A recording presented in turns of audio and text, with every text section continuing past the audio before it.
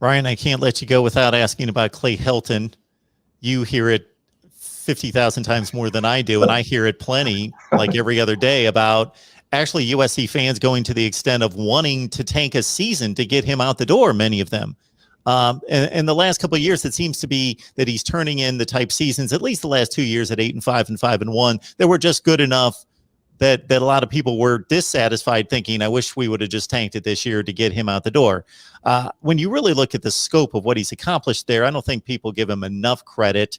I just did a Pac-12 coaches rankings. He's 36-12 in the conference. He's won the conference. He's won a Rose Bowl. He had that awful recruiting class a couple of years ago, but the latest one is top 10 in the nation. Just your assessment of Clay Helton and what is realistic about the assessment of him within the campus in terms of what he needs to do to keep going. Yeah, you're right. I get that 50,000 times a day. I mean, I can't tell you how many USC fans ask what's going to take, not to like keep him, but it's mostly what's it going to take to get him fired. They've lost faith. That 5-7 season from a few years ago when they had the most talented team in the Pac-12 and went 5-7, just people that didn't sit right for people. But I would say when Mike Bohn came in, the new athletic director, he was an experienced guy. I think they felt like we need to upgrade everything. So they had to upgrade the support staff. They had to upgrade everything around Clay Helton. Some of that's on the previous administration, but some of it's on Clay Helton too. You're the head coach at USC. If you need more staff, if you want to hire better assistant coaches, you should be able to demand that stuff and get it done.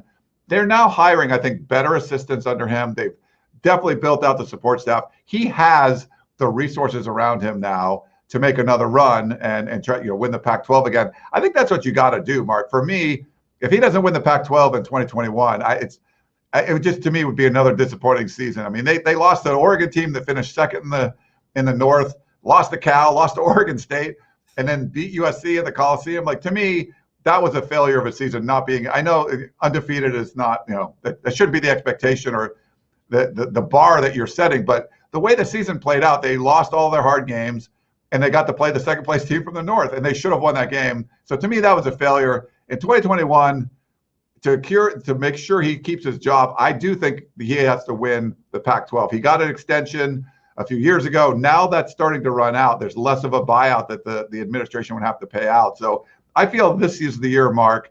And I've probably been saying this the last 3 years, but maybe it's this one. This is the one that go out and play to the level of expectations. You're the best team in the Pac-12.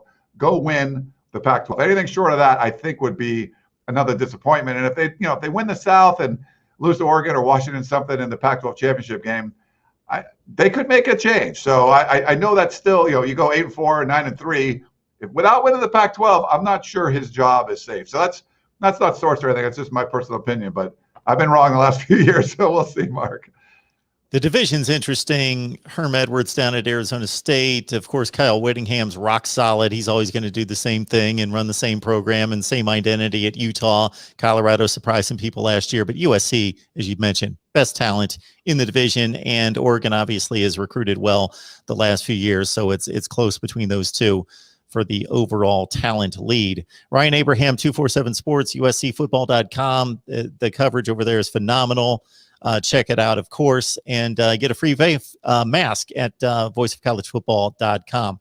Ryan, we appreciate you so much stopping by, breaking down the Trojans for us. My pleasure, Mark. Yeah, we're looking forward. Spring football's fun, but when we get this season again, hopefully it's a normal season. I'm excited. We sort of got like a taste of it last year, but now I think we want to get the full main course of a real football season in 2021. Looking forward to that.